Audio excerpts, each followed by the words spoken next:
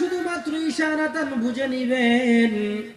সময়ের বড় অভাব, জানি না কতটুক সময় পর্যন্ত কথাটা মীমাংসা দিতে পারবো কিনা, নট গ্যারান্টি।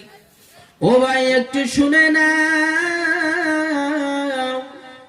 হযরতে আবু বকর রাদিয়াল্লাহু তাআলা আনহু আল্লাহর নবীর হিজরতের সাথে ছিলেন। বন্ধুগণ, হিজরতে যাওয়ার আগে বহুত লম্বা ঘটনা। আল্লাহর নবী হযরত আবু বকর রাদিয়াল্লাহু তাআলা আনহুকে বলেছিলেন, ভাই আবু বকর, এমন সময় আসতে পারে দুনিয়ার কেউ সঙ্গে যাবে না, একমাত্র তুমি আবু বকর। আমার হিজরতের সাথী হইতে হবে তোমাকে। ও ভাই আবু বকর, তুমি কিন্তু আমার সাথে হিজরত করার জন্য তৈরি থেকো।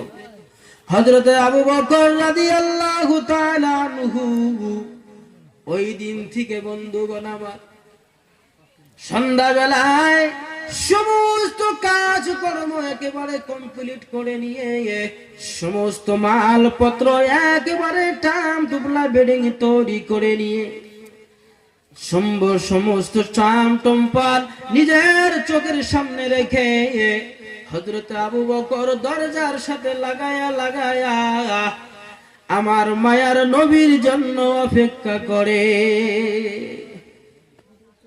কোন সময় যেন আমার নবী, কোন সময় যেন মায়ার নবী আমার ডাকবে, আবু বকর। আমি যদি সঙ্গে সঙ্গে নবীর ডাকে সাড়া না দিতে পারি গো, আমার নবী নারাজ হয়ে যাবে। কঠিন কিয়ামতের দিন নবীর সাহাবী হয়ে জান্নাত আমার কপালে জুটবে না। আল্লাহর নবী যদি নারাজ হয়ে যায়, আমার কলিজায় মানবে না, আমার কলিজায় বড় আঘাত লাগবে। এই জন্যই আবু বকর প্রত্যেকটা দিন রাত্রে নবীর প্রেমিক হয়ে নবীর রাস্তা চেয়ে চেয়ে থাকে। হঠাৎ করে সময় এসে গেল হিজরতের।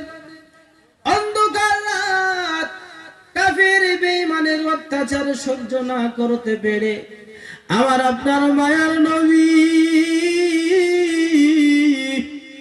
অন্ধকার রাতে আবু বকরের দরজার মধ্যে হাজির, আর বলে, আবু বকর,